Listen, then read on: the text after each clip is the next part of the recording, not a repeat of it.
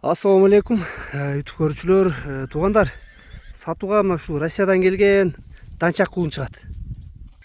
Жаныбар. Бир аз арыгыраак экен, бирок кабак башы, көкүрөк кулун зор экен туугандар. 3 бутак экен. Чөлмөктүн узундуктарына карагылачы. Буту дагы шодойгон. Жетелесин арка. Бияка.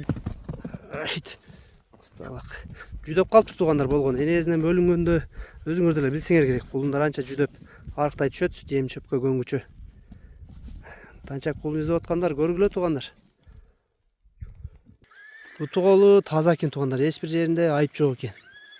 Кашказын көрсөтүп койчу, кашказын көрүп. Кашказы бар экен. 3 бутак экен, буттары таптаза экен. Ак чөлмөктөрүнө көрүп койгула. Көпчүлүк ак чөлмөктөн сындайт туугандар.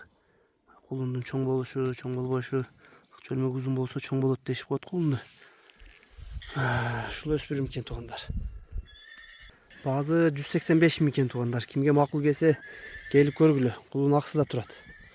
Бою башын көрүп алгыла туугандар. Бийиктиги бийик экен, буту колу узун, кабак башы жакшы, көкүрөктөр кеңири, куйчуйган көкүрөк эмес.